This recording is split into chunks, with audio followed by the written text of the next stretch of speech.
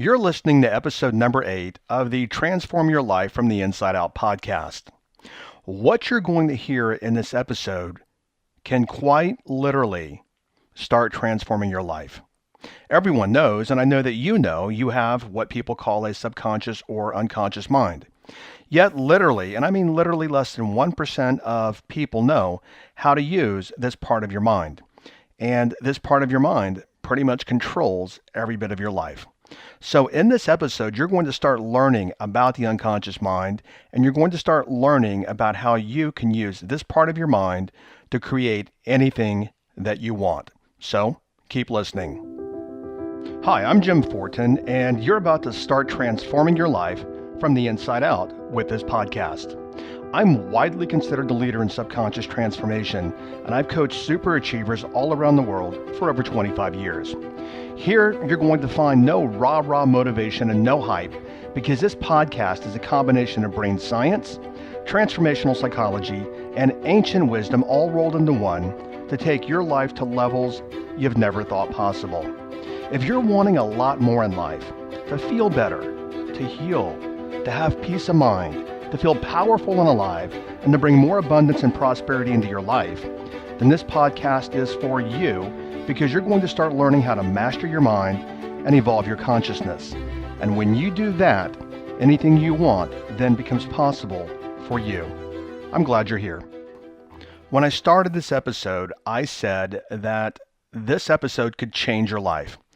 And the reason I said that is because, see, when you change what's going on in your unconscious mind, when you change the unconscious paradigms, when you change the unconscious identity, when you instruct your unconscious mind to heal you, essentially whatever happens and whatever is held in your unconscious mind will manifest in your life. And when you change your unconscious paradigms, you will automatically change your life. You know, predominantly, I think a lot of people who listen to this podcast are business people. And what I want to share with you is that if you're not making the kind of money that you want to make, but let's look at everything in your life. If you don't have the health that you want, or the relationships, or the body, or money, or whatever it is, the reason you do not have that, and it's all going to boil down to this, and it's really simple. And when you get this, when you really understand this, everything changes. Let me just change what I said. I said when you understand this, but I want to go one step further. When you actually come to know, because there's a difference between knowing and understanding. When you come to know what I'm sharing with you in this episode, everything changes for you. Now, what I started with a couple of seconds ago is you do not have the money or the health or the relationships or whatever it is, plain and simple, because you are not that kind of person. If you look at, let's say, for example, let's take two areas. Look at your body. Whatever shape or condition your body is in is a reflection of the unconscious paradigms that you hold. And the same thing with work. You look at your business, you look at your income. They are a direct reflection of what you hold unconsciously. Everything that you have in your external life is a reflection of what you hold in your unconscious paradigms. So, to change your life, and the big mistake that everyone makes, and we've talked about this in other episodes, is that they try to change something in their behavior. They try to change something in their external world, never recognizing that their entire external world is created and driven and perpetuated by their internal world. So, obviously, you want to change something in your external world. Stop trying to do things to make it happen and start becoming. And that's a matter of your unconscious paradigms. That's a matter of reprogramming your subconscious mind. Start becoming that person internally, and everything will shift externally. I want to start with what I call a massive fallacy of thinking. What I mean by that is that most people, and I know that you've done the same thing, most people think that they can think themselves, they can think their way to a new life. They can think their way to success. They can think their way to being healthy, They can think their way into relationships. They can think their way to whatever it is they want to create. Have you noticed in your own life that doesn't work? And the reason that it doesn't work, and there's a discernment of thinking here, but the reason that doesn't work is because your analytical thinking is left brain, and it's just analytics. But all of your unconscious paradigms are held right brain. And to create change in the unconscious mind, you have to communicate with your unconscious mind in the language of your unconscious mind. By the way, I use the word unconscious and subconscious interchangeably, so it's the same thing. I'm referring to the same thing. I just interchange the words. What a lot of people do, and I'm sure you've done this, is let's say, for example, that you want to build your business. And you actually, you analytically think about all the ways you want to do it and how much money, you want to make, and you watch other people and you're like, well, if they can do it, I can do it. And all this stuff, all this internal chatter that you go through in your mind. And then you look back a year later and you really haven't made any progress. And then you're like, well, how come? I think that I want it. And, I've been applying myself and I've been doing things, but how come I'm not getting the results that I want? Well, the reason that you're not getting the results that you want, whether it be relationships or your health or your business or whatever it is because of what I started with. You are not the kind of person, because whatever you are on the inside will be reflected on the outside. So you can't think your way to the outcomes that you want. You must actually be those outcomes in your subconscious programming. I'm tripping over my words today. Now, something else I want to look at is what I call the illusion of subconscious context versus analytical thinking. I just started talking about it when I said you can't think your way to the outcome that you want. But no matter what you think, and let's go here for a second, many of you have probably read the classic book, Think and Grow Rich by Napoleon Hill. Well, if you could read that book and become rich, then wouldn't everyone who reads that book, wouldn't they become rich? You ever thought about that? Millions and millions of people have read, I think something like 15 million people have read that book. Yet, a very small percentage become rich. Why? Because thinking, in terms of thinking, is left brain. It's analytical. And so you can read the book and you can think that you want to be rich. However, if in your subconscious paradigms you were poor, which we'll talk about in a little bit, if you're poor, it doesn't matter what you think you want, which is analytical. What matters is what the unconscious paradigms are. The best example would be somebody like Mike Tyson. I think he earned, made, attracted, whatever word you want to choose. I think I read that he made $310 million in his career, yet he's broke today, or was when I read, a while back. Why? Because even though in his external world he made all this money, in his internal world he was poor. You look at people who win the lottery. There's been a lot of research done on this. People will, win 10, 15, 20, 50, $1 million. And they think basically what they do is they go out and blow it. Because a few years later, many people who win the lottery are broke again. Why? Because in their external world, the outside world, they have money. But in the internal world, they're broke. And whatever you are in the internal world, the unconscious mind will say something, and this is literally like an unconscious conversation. The unconscious mind will say, if you could hear the mind, would say, you know what? You're not a rich person, you're a broke person.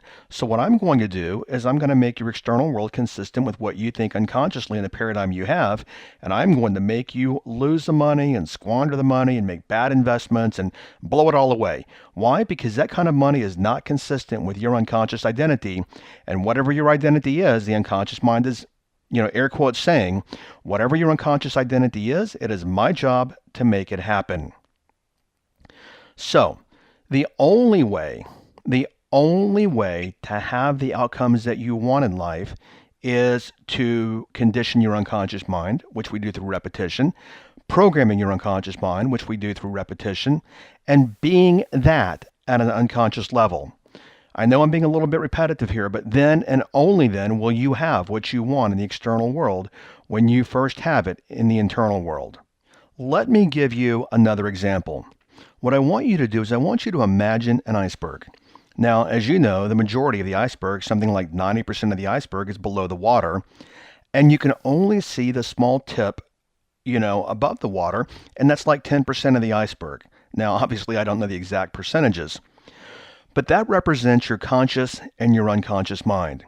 Your analytical mind, which you can air quote see, is the part of your mind, part of the iceberg above the water. But when you look at an iceberg and, pictures, I mean, I've never seen an iceberg in real life, but when you look at pictures, the majority of the iceberg is below the water, and that is your unconscious mind.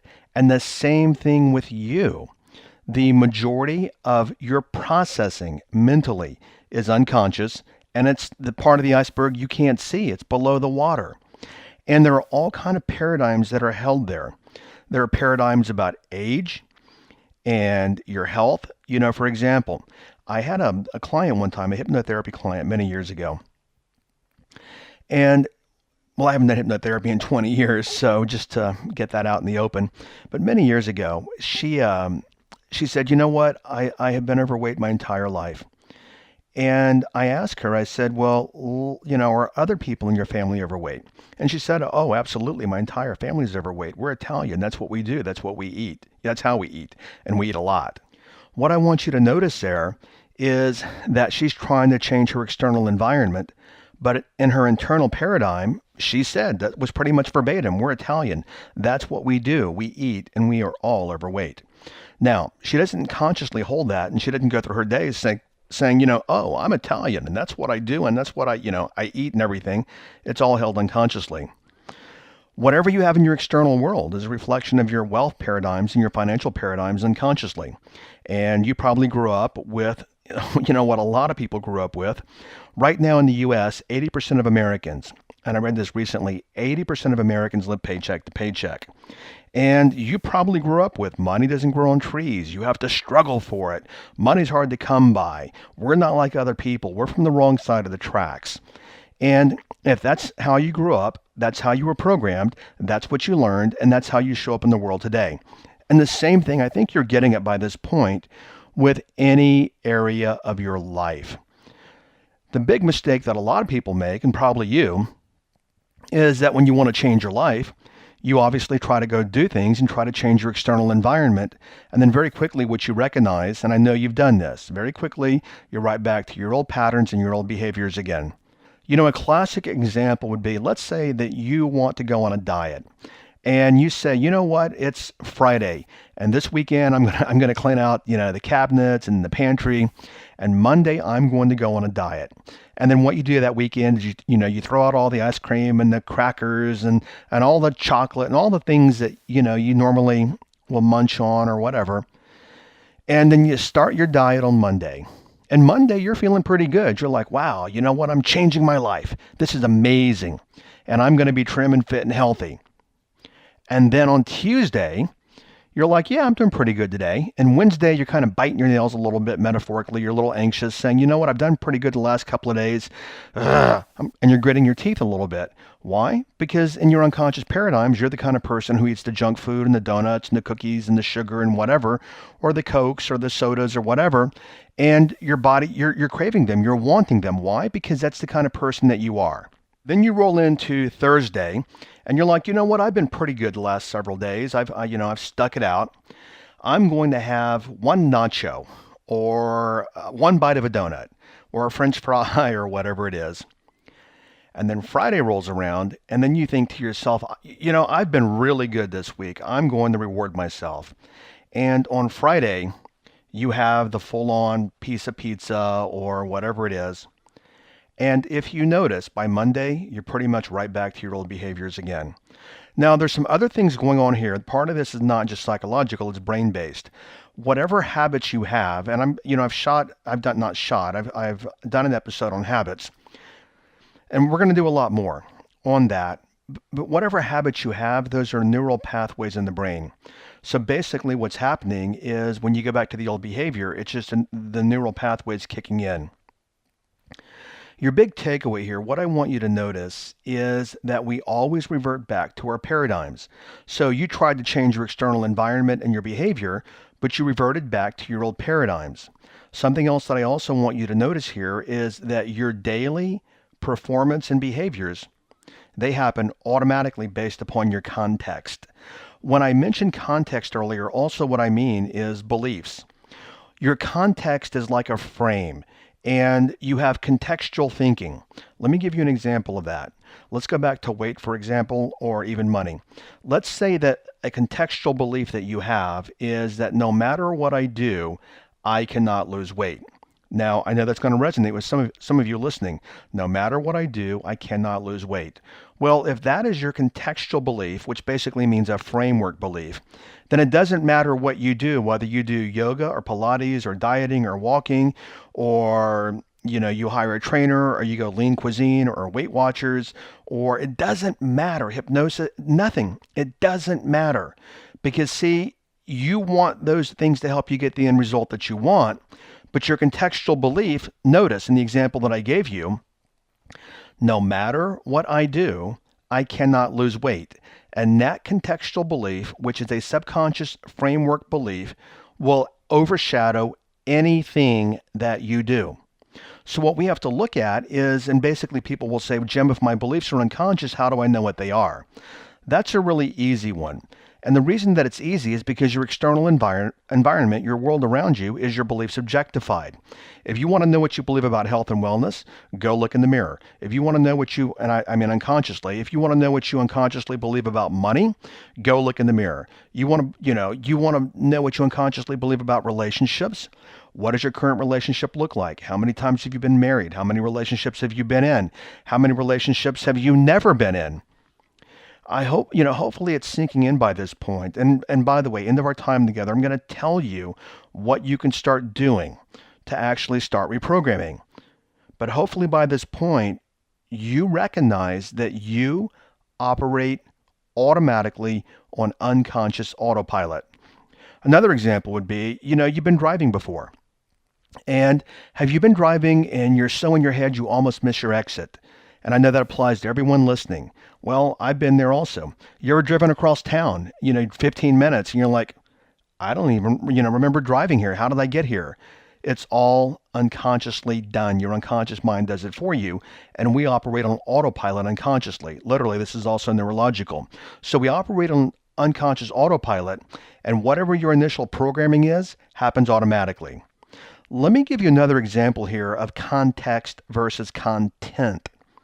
Content is what you talk about. It's just like, I've got to pick up laundry, I've got to do this. It's basically your analytical thought. Context is, remember, the framework, the subconscious framework. Whatever your subconscious framework is, as I said, will always supersede the content. Let's go back to weight. The content would be is I need to lose weight, I want to look good, I want to be healthy, I want to be happy, I want to fit into that size 7 dress, whatever that might be. That's all analytical content, which is words and nouns and verbs and language. However, all that language fits into the bigger context. And if the bigger context is no matter what I do, I can't lose weight, then all the words are going to be superseded by the context. I'll give you a great example here. Many, many years ago, I used to speak at the same events as Donald Trump. And I remember Trump, I only listened to him one time, and he said that in 1992, he was walking in the streets of New York, and he saw a homeless person. And he thought to himself, you know what? That homeless person is better off than I am. Why? Because they're broke, and I am $2.9 billion with a B, not an M, $2.9 billion in personal debt. That person is $2.9 billion better off than I am. Now, I don't think anyone knows what his actual worth is, but I don't think anybody would argue he does probably have a chunk of money in the bank. How can somebody be 2.9 billion with a B upside down in the red and then they're wealthy again? The reason why, hopefully this will hit home, is because in his unconscious context, in his unconscious programming, in his paradigms, even though in his external world that he did not have money, in his internal world, he was still very wealthy. Let that settle in. Is whatever's in the internal world automatically happens in the external world. All right, you may want to write this down. Obviously, you hear me say if you're not driving, you may want to write this down. And this is a very powerful phrase that just popped in my head one day. And it's true when you look around. You cannot do what you are not. And you, or you can even put and I can only do what I am.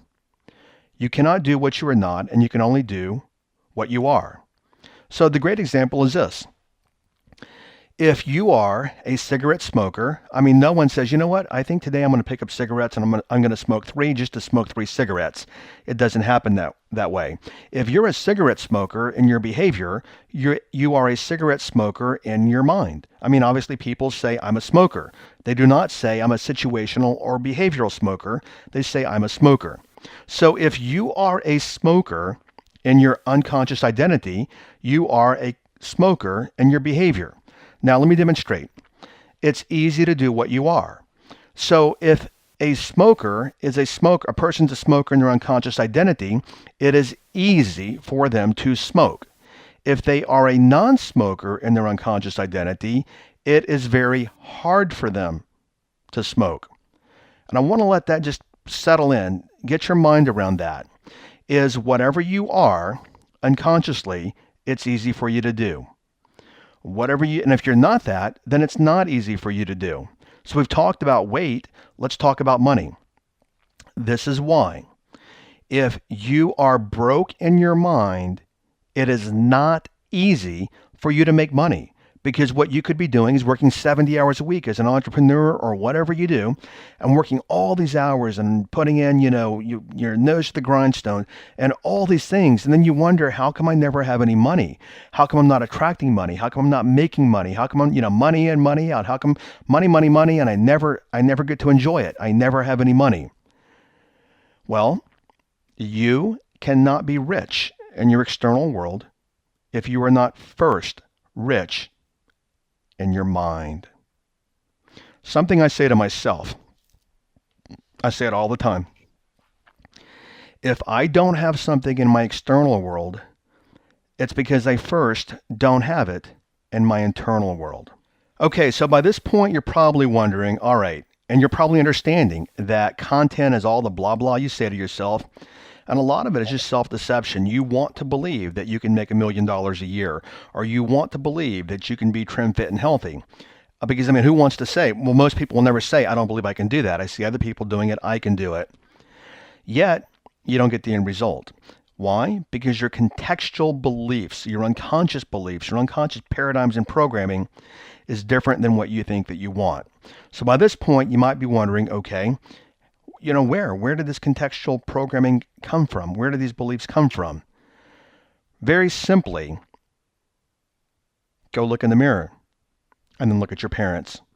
You will see, or your primary caretaker very early in life, you will see when you really stop and you look, and I've been there, trust me, you will see a lot of your parents in you when you stop and you look at you.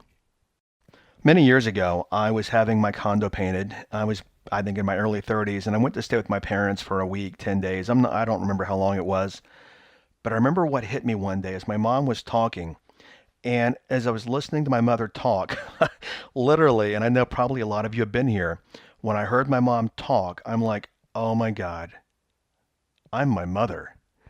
And the same thing applies to every one of you, whether you be male or female. It applies to you because you learn to become who you are through your early, what I call because you are indoctrinated. You learn to become exactly who you are about money and health and how life works and how life is hard or life is easy or what life's going to give to you or what your health is going to be like. And it's because the reason why is because the analytical part of the brain doesn't really form till about 8 years old. So whatever's said to you very early in life, before 8-ish or so, 8 or 9, whatever's said to you goes right to your unconscious mind and it becomes part of your programming. So you've learned it from your parents, You've learned it from your church. This day and age, am not religious. I would consider myself spiritual. And beyond that, I'd consider myself not even that. I'd consider myself a cosmic being. I mean, we're all cosmic beings. I mean, like you've heard me say before, maybe you've heard me say before, is where were you before you got here? But I was taken to a Baptist church early in life, and I had to go to vacation Bible school when I was, 6, 7, 8 years old. So you learn from your parents, you learn from your grandparents, people around you, your family, your aunts, your uncles. You learn from church, you learn from school. We learn from TV. I used to watch Sesame Street as a kid. I think Sesame Street started in 1969 or so, and I was born in 1965, and my parents would plop me down in front of the TV, and I learned from TV. And then we learn from just the world around us. Basically, who you are is you're an amalgamation of your early life. You also learn from your environment. Were you born in a wealthy neighborhood? And is that how you grew up? Were you born in a poor neighborhood? And is that how you grew up? We also perpetuate this through generations. I read somewhere, and it makes a lot of sense to me, that we have fourth generations of families on public assistance. That is not a surprise to me. Why? Because the poverty mindset is just passed down from one generation to the next, and it creates a perpetual cycle that people cannot get, they can't get out of. And that applies to socialization, but it also applies to you and the way that you grew up. I want to share with you something that happened to me when I was, 6 years old, first grade. I remember my teacher's name was Mrs. Schilling, 1971, and we took a math test. And Mrs. Schilling, when she was passing a test out after she had graded them, she put the test down on the desk in front of me, and I remember very vividly. It had a D in red and a circle around it. And she put the test in front of me, and this is what she said to me. She called me Jimmy, and she said, "Jimmy, you are not very good at math." The reason I tell you that is when I graduated high school, I graduated in the top 10, and I had very good grades. But what I struggled with all of my time in school, for the most part, until I was a sophomore in high school, what I struggled with was math. Math, candidly, was very difficult for me. As a matter of fact, I even flunked algebra the first time that I went through algebra. And my parents used to berate me. They used to say things, "How come you make A's everywhere else and you flunk math?" And then they would go into, "Well, you know what? You're not trying hard enough. You're actually not applying yourself. You're not focusing. You're not living up to your potential." Blah, blah, blah. And I heard this all through grammar school, middle school, and high school. My sophomore year in high school, we hosted a foreign exchange student from Japan. And I was actually in geometry in my sophomore year, and she helped me. She was very good in math. I made the highest grade in my geometry class. And I consider geometry math. I mean, it is part of the math family. And that, when I made the highest grade in the class, that dispelled the earlier belief that I was no good at math and that I did very well for the last couple of years of school. What I want you to notice here is take my example. When my teacher, Mrs. Schilling, said to me, "You are not good at math," I, being 6 years old, I took that. That became part of my identity, part of my paradigm, and I worked hard every year in math, and no matter what I did and no matter how much I studied, I still made low grades in math when I was making A's and everything else, and I failed algebra. Why? Because of that initial imprint and programming. And the very same thing has happened to every one of you listening right now, whether it be your parents, your school, your family, whatever it might be. Aristotle once said, he goes, "Give me a child until he is 7, and I will show you the man." Meaning that we become who we are in our formative years. There was also a German psychologist who said something along the lines of, he said, "Give me a child until the age of 8, and I will own him for a lifetime." Why? Because you become who you are very early. Most people never learn what you're learning right now. And because they never learn it, they never change their paradigm. And they live that paradigm from a very early age their entire lives. Let's do a little context check for you. Let's see what your core level unconscious paradigms and beliefs might be. I'm going to give you a couple of scenarios here. And what I want you to notice is how you think and how you respond to this. Let's say a family member gets sick and you have to come up with an extra $10,000 a month for meds, what do you start thinking right away? Let me give you another example here.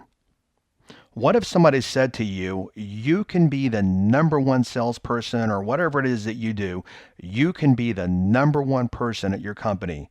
And if your company is not big enough, you can be the number one in the region or the state or the industry. You can be number one. How about this? What if somebody says, you know what? You can easily make $1 million a year. I want you to fill in your own values here. I can't do something because of something.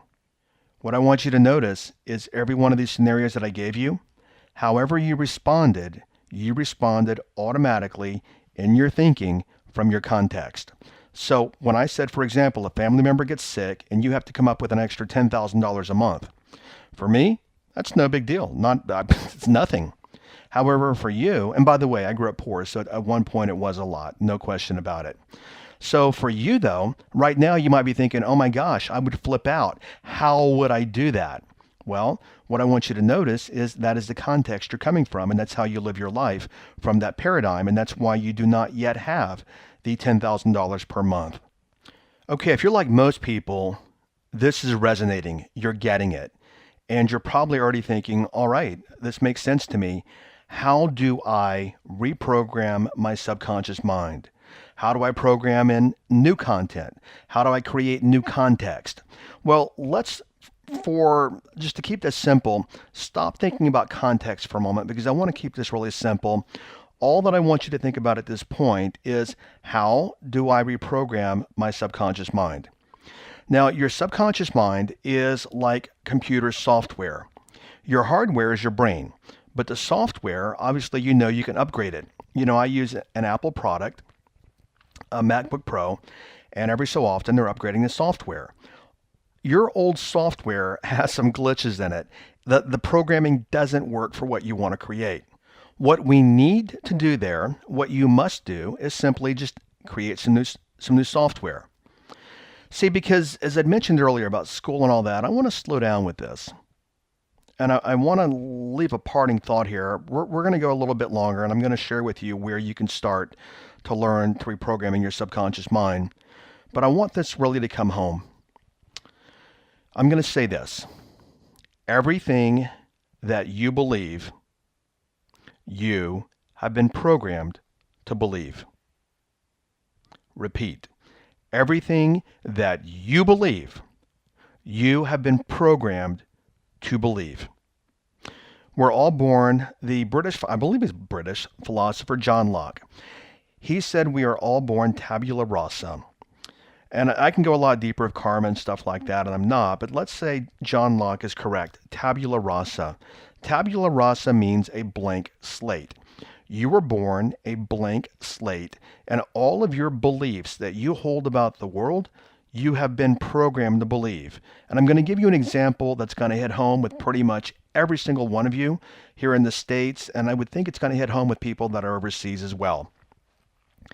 Here in the United States, and normally I have a picture that helps, but normally I show people a picture of a classroom. And in this classroom, they look like they're kindergarten. They're 5 years old. And they all have their hand over their heart, and they are all pledging allegiance to the flag.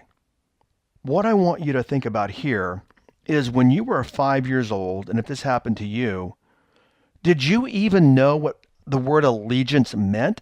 Did you even understand the Pledge of Allegiance? I pledge allegiance to the flag of the United States of America, et cetera, et cetera, et cetera. You're literally being indoctrinated as a kid. I mean, a kid doesn't even know what allegiance is.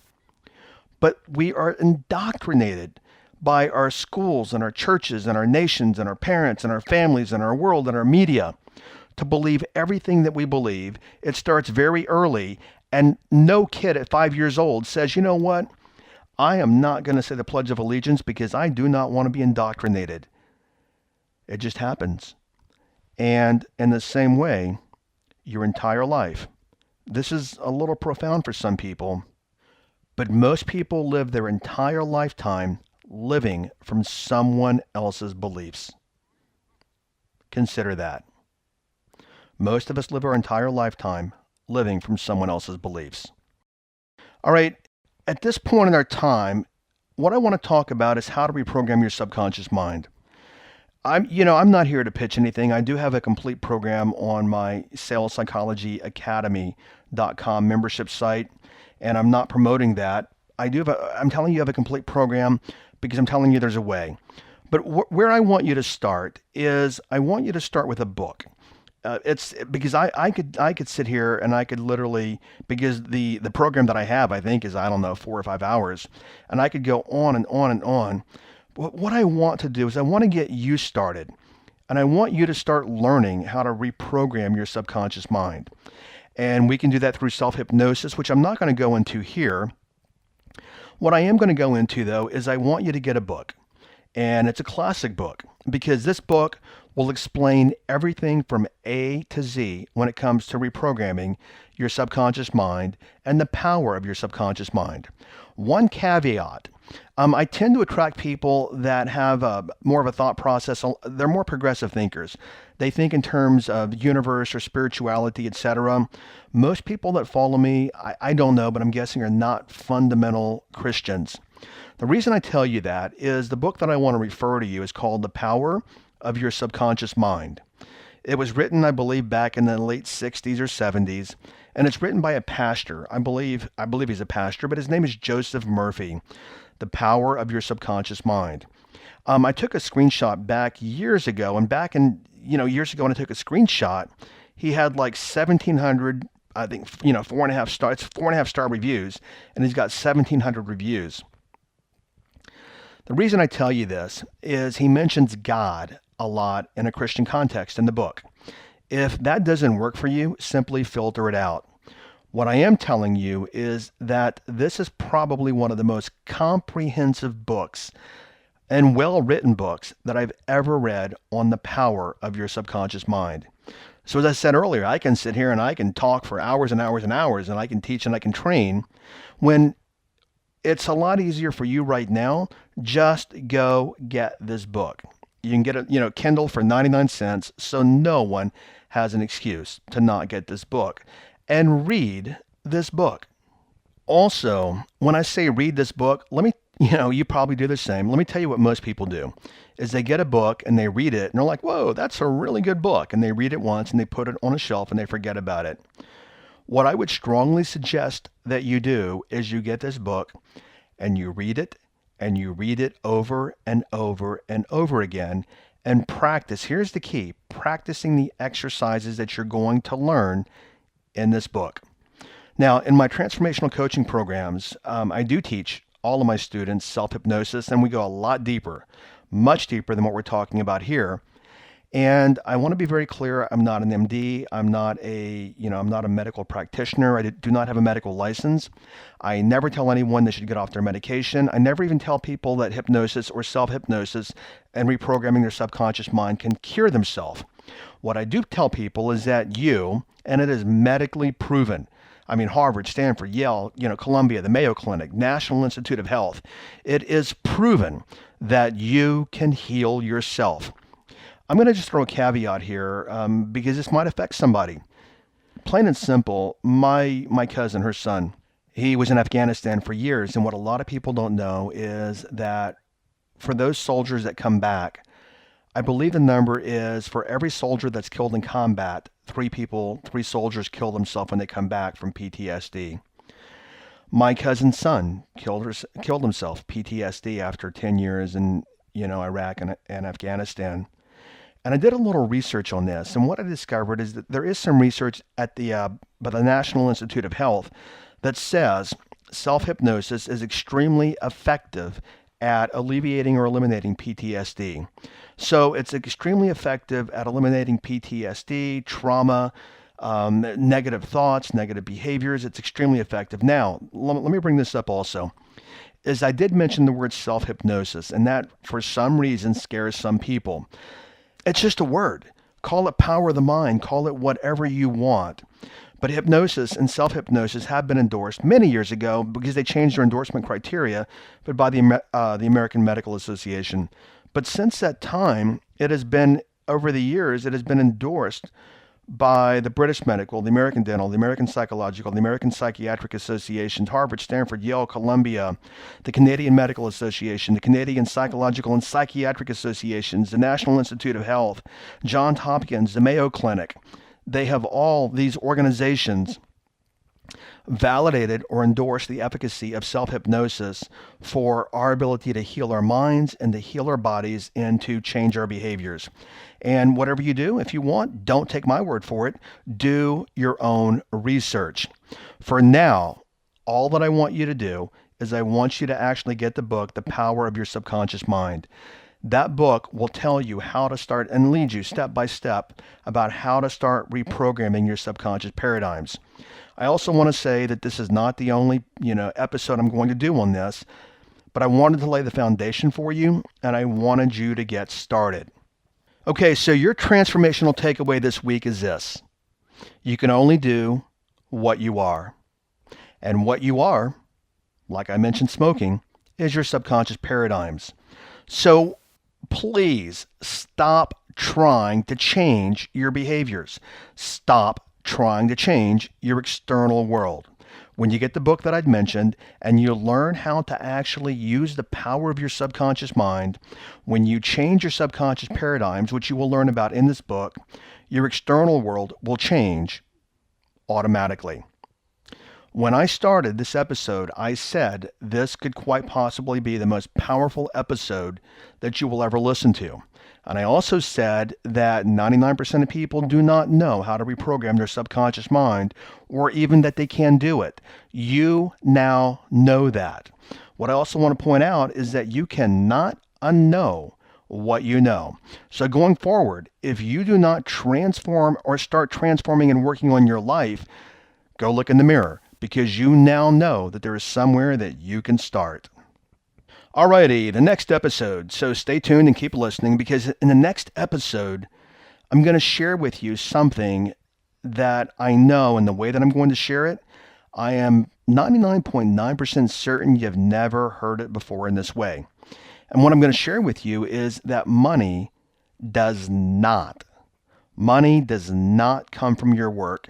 And I also know statistically that most of you listening to this podcast, even if you're making six figures, you're still struggling with money.